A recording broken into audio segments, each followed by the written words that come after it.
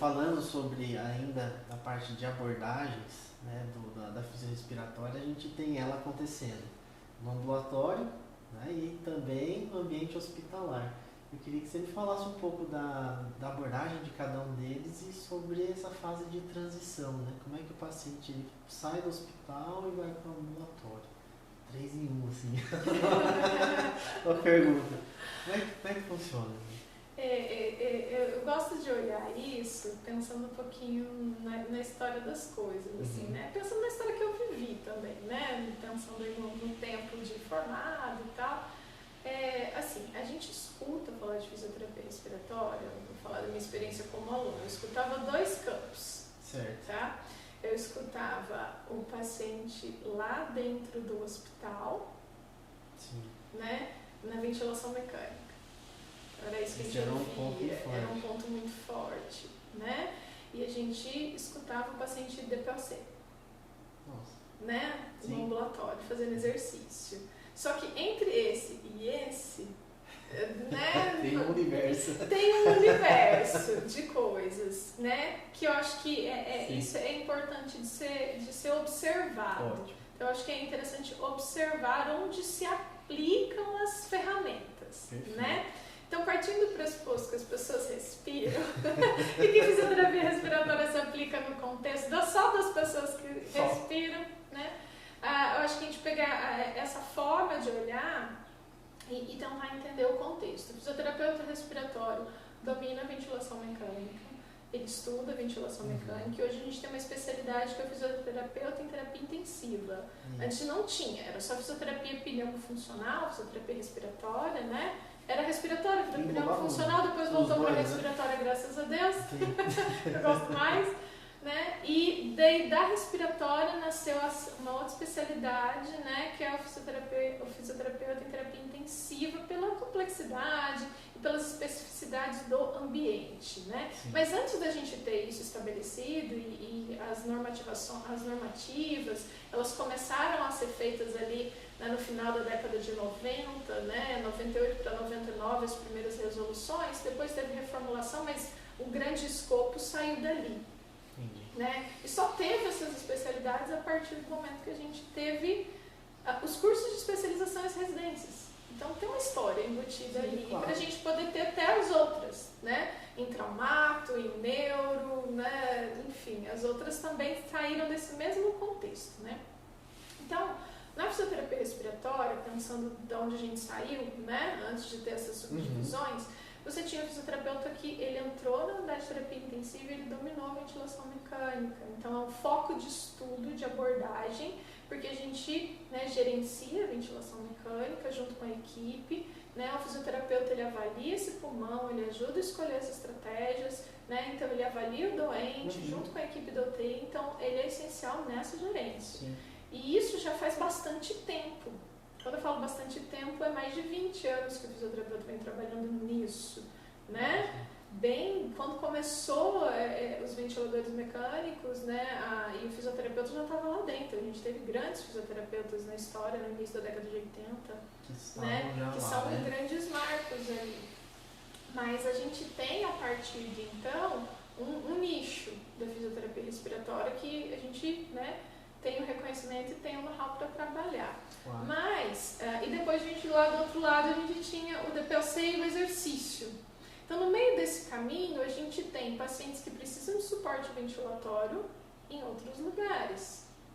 Do mesmo jeito que a gente precisa de pacientes que fazem exercícios, acho que voltando lá para o hospital em outros lugares. Então, eu vejo isso caminhando indo e vindo, né? Por quê? Porque o suporte ventilatório invasivo e não invasivo, ele saiu, né, desse contexto hospitalar e ele veio para o domicílio, para o home care, para a ventilação não invasiva, para a terapia do sono, ele veio para o suporte não invasivo dos pacientes neuromusculares, né, para o suporte à vida. Então, ele veio do hospital e foi para o domicílio. E ele está no ambulatório para a gente fazer exercício usando VNI. Entendi. Entendeu? Então, acho que faz essa trilha, né? Então, o fisioterapeuta que trabalha na área de fisioterapia respiratória, ele tem que entender de pressão positiva, ventilação mecânica invasiva e não invasiva, porque ela se aplica lá na unidade de terapia intensiva, na enfermaria, nas unidades intermediárias, no pronto atendimento, né, na emergência, no home care de alta complexidade, para os pacientes que têm uma internação como se fosse uma UTI na sua casa, os pacientes que têm um atendimento em casa que é menos complexo, um suporte não invasivo para a vida dos neuromusculares, que é um nicho ali, e outros parecidos, e o suporte ao sono e fazer exercícios não invasivos. Acho que a gente sai da UTI e vai para o ambulatório com a ventilação mecânica e a pressão positiva. É uma grande caixa de ferramentas. Sim, tem vários tipos de ventiladores. Né? Então você gera pressão positiva com os ventiladores mais complexos, com aparelhos de suporte à vida, com CPAPs e BIPAPs mais simples, com equipamentos que são geradores de fluxo que você coloca, por exemplo, na saída de um cilindro de oxigênio, você gera fluxo. Então você tem outros equipamentos mais simples. Você gera pressão positiva com uma unidade manual de ventilação. Você tem várias formas de gerar pressão positiva, e marcas de equipamentos, enfim, que você vai trazer, né? Uma outra grande coisa que está dentro da fisioterapia respiratória é o treinamento muscular respiratório, né? Ele vem, né, lá do paciente do ambulatório, do DPOC, ou dos pacientes que têm fraqueza muscular respiratória. Ele já veio para o pré-operatório, né? Então, pacientes cardiopatas que fazem treinamento muscular respiratório, tem alguns estudos interessantes mostrando menos complicações, ou pelo menos, né, um índice menor, ou complicações mais simples. Mas é interessante, porque você tem uma curva de perda, você tem um problema da pós-sedação, então você tem um músculo melhor, impacta menos nesse contexto, né? Então, ele veio ali para o pré-operatório, é pouco ainda aplicado em larga escala, mas tem alguns resultados interessantes, poderia ser uma rotina mais, né, abrangente ali. Esse treinamento muscular respiratório também para, né, os pacientes de pós-operatório, né, ou de algumas condições respiratórias ali dentro do hospital, e lá na ventilação mecânica, ou lá na UTI, melhor dizendo, né, você pensa no desmame. Então você tem um desmame complexo, é um parâmetro que se avalia para ele desmamar e voltar para a respiração espontânea, né? Então o treinamento muscular respiratório ele pode se encaixar ali. As formas de fazer, os métodos de treinar, os protocolos, até os equipamentos se modificam ao longo disso, né? Mas a gente tem esse trilho aqui, né? Grande, né? Ele se aplica nesse contexto. Acho que uma outra coisa que hoje, né, a gente tem a melhora do desempenho respiratório dos cardiopatas e dos pneumopatas, trouxe também, por exemplo, o treinamento muscular para quem usa muito a fala, a voz, o canto, para atleta, né? Então você tem uns treinamentos de endurance muito importantes, respiratórios com altas cargas, tem equipamentos bem modernos para fazer isso. Então o fisioterapeuta respiratório pode trabalhar com esse desempenho de atleta, né? De alto nível, alto desempenho, ou mesmo fitness, né? Que não é competição, mas você trabalha e melhora a endurance muscular respiratória. Então também tem esse outro nicho aqui, né? Que é uma coisa que se conhece muito do fisioterapeuta respiratório hoje. Os cuidados com remoção de secreção e higiene brônquica, que é o que eu acho que mais se conhece.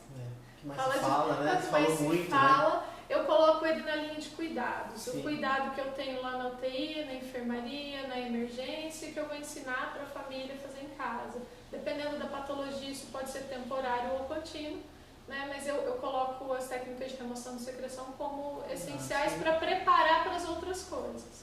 Né? O paciente hipersecretivo, ele vai ter dificuldade de treinar o músculo respiratório, né? Isso não vai impactar. Então, eu preciso ter esse contexto para depois trabalhar o que eu quero. Então, eu coloco isso na linha de cuidados, como fase preparatória, né? Mas é o que todo mundo sempre pensa primeiro, né? E eu acho que não é o primeiro como, né? Talvez não como a primeira ferramenta de uso, né? Não, eu coloquei não como marca registrada, sabe? Porque às vezes eu tenho que usar ela primeiro para poder fazer a melhora do desempenho respiratório, né? Às vezes eu tenho que fazer ela primeiro na sessão, vamos pensar assim, né? Mas ela não é a marca registrada, não é né? só isso, né? A marca registrada é o desempenho respiratório, né? Então eu coloco ela na linha de cuidados. E aí você vai usar ela em todos esses campos, né? Do mesmo jeito que o exercício. Então, tinha um exercício da POC, vamos melhorar a força de quadríceps, desse DPOC, vamos melhorar a caminhada, vamos melhorar abdominal, vamos melhorar o músculo de braço para ele poder fazer atividade de AVD, etc. Né? Então, isso sempre foi um forte estudo na área, a gente sempre teve essa linha bem desenvolvida. Aí isso veio vindo, né? Então, agora a gente vai fazer com que o paciente não perca massa estando internado lá na enfermaria. Vai precisar fazer uma internação aí de um tempo, então vamos botar esse paciente para andar. Então, dentro do hospital, isso sempre apareceu, né? De maneira assim mais pontual, mas estava ali, né? Hoje está bem forte. Hoje isso né, veio para a unidade de terapia intensiva com a mobilização precoce. Então, de 2008 para cá, isso meio que explodiu. Né? Não que não existia antes, porque eu acho que tudo que um dia explode fica comum, é porque já acontecia há mais de 10 anos e um monte de gente brigando para isso, ou até 15. E aí a gente tem um momento histórico que ainda bem que vem, né? Então você tem a mobilização precoce. E hoje se discute o que é precoce, né? Qual é o paciente, eu coloco quando ele em pé, quando eu tiro ele do leito primeiro, né? Quando eu coloco ele em pé. Então hoje o exercício está lá na UTI. Né? Então vamos colocar uma mobilização passiva junto com a eletroestimulação, porque o paciente não pode fazer força, mas eu não quero perder fibra. Se eu não perder fibra, eu melhoro o estado inflamatório do tecido, isso diminui o estado inflamatório geral. Né? Eu lembro de uma palestra no passado que eu falei sobre a mobilização precoce no indivíduo que está fazendo um doente renal internado no hospital. Então o paciente com catéter de diálise dentro da UTI em pé. Né? Então você já tem assim, esse paciente de alta complexidade fazendo atividade. Se você procurar na internet, você vai achar alguns relatos, paciente com ECMO em pé. Né? Então você tem isso. Então você saiu do ambulatório e trouxe o exercício para dentro da UTI para os mais complexos casos. E a gente, óbvio, vem estudando isso para tentar entender da melhor maneira. Né? Mas a gente trouxe isso para cá. Acho que o que eu vejo que não pode acontecer é uma perda de continuidade. Isso. Então, se o paciente está lá na UTI, eles têm todo o fisioterapeuta ali, coloca esse paciente para andar, né, já logo dentro da internação ele está entubado, cheio de fio, depois ele sai dali, ele está conseguindo ficar em pé, ele precisa de uma continuidade na enfermaria nos dias que ele for ficar ali, ele precisa sair do hospital já com o fisioterapeuta acompanhando. A lacuna de tempo entre a alta e o início do atendimento no pós-alta faz ele perder muito do que ele ganhou, ou do que a gente não deixou perder no hospital. Eu acho que o problema é mais de desconhecimento, né? Vamos esperar melhorar um pouquinho para fazer exercício. Mas pera, ele não estava em pé lá na UTI quando estava tudo complicado? Então ele vai esperar o que agora para continuar a ficar em pé? Né? Porque fisioterapia é exercício físico. Sim. Se é exercício físico para melhora da respiração, do desempenho cardiopulmonar, que está aqui dentro da caixinha da fisioterapia respiratória, mas entra, né, na fisioterapia de maneira geral. Então, é exercício físico, né? Eu acho interessante uma coisa que você fala assim, né? Muitas vezes a gente pensa nessa transição, né? Vamos pensar do hospital pro ambulatório ou pro home care, levando a UTI lá para dentro. E não é isso. Muitas vezes não é isso. Alguns pacientes realmente precisam disso, mas não é a maioria. Não. A maioria é deixar o hospital no hospital e começar a retomar o desempenho físico, o exercício nas rotinas de casa com as coisas da sua casa, né? E tem outro ponto, assim, né? Desculpa de cortar, mas outro ponto, assim, né? Levamos também o ambulatório para UTI. Exato. Porque eu lembro que eu ouvi falar, era ventilação mecânica e UTI, e era no DPOC fazendo exercício, e parece que daqui a aqui a gente tinha um abismo, né? E não, a gente sempre teve fisioterapeuta fazendo essas coisas, e a gente ainda tem. Eu acho que isso está melhorando, a gente está recheando melhor esse caminho e não deixando o exercício morrer em nenhuma das fases. Justamente. Mas eu acho que a gente ainda pode melhorar. Tem muitas técnicas, né, como eu falei, do treinamento muscular respiratório, que dentro do hospital podia ser mais usado. Claro. Né? Do mesmo jeito que tem algumas coisas da ventilação e suporte ventilatório que podia ser mais ampliado aqui. Sim. Né? Então acho que a gente podia rechear mais esse espaço, preencher, né? Não fazer. A gente fala que a gente está com uma ponte de madeira, a gente está precisando fazer uma ponte de concreto de via dupla, né? 4 pistas para cada lado. A gente precisa melhorar esse tráfego para que a gente entenda que o exercício é para melhora da capacidade do indivíduo. Então, o fisioterapeuta tem N ferramentas, o fisioterapeuta respiratório trabalha com essas ferramentas, ele aprende a usar, aprende a avaliar, né? Então eu avalio o movimento do tórax, eu avalio o volume, os fluxos pulmonares, a tosse, a força muscular respiratória, o desempenho físico. Eu posso aplicar isso na UTI, na enfermaria, no pronto-socorro, no ambulatório, na casa, lá na academia, no fitness, com as suas particularidades e adaptações ao ambiente e à necessidade. Mas essas ferramentas, elas existem e podem ser aplicadas em todos esse trajeto, né? E eu acho que é isso que precisa ser mais divulgado, trabalhado, e as pessoas que trabalham nessa área, né? E trazendo isso mais à tona. Eu falo assim, né? A gente que acompanha mais de longe, já tem tempo que eu não acompanho muito, né, a física respiratória, mas a gente vê assim, se a gente conseguisse fazer esse link, né, com essa transição ainda mais forte, né, o paciente que chega aqui com essa lacuna, esse abismo, né, que foi criado ali, muitas vezes não pelo físico, mas pelo medo, né, pelo, né, os familiares e pelo desconhecimento de uma forma geral, a gente teria um ganho muito maior com o paciente, né? Sim. Muito maior. Eu acho que a retomada da atividade física, né, ela dá, né, volta lá na história da fisioterapia, sim, né? Lá nos primórdios. Né? Pegar de Aristóteles ali, né? Que o exercício físico, ele dá vigor, ele dá ânimo, né? Então se a gente consegue colocar o paciente da UTI assim, né, eu não posso esperar muito tempo para isso começar em casa, né? Então eu saio da UTI e vou para casa, no conforto da casa, da minha cama, das minhas coisas, eu acabo me recolhendo, né? Então, você fazer exercício, você mantém a sua atividade física, você põe o corpo para fazer exercício, isso ajuda a sua mente a lidar com o processo todo, né? Então, eu acho que o exercício físico é importante para isso também. Tem até estudos que falam, né, em relação à parte de ansiedade, depressão e exercício.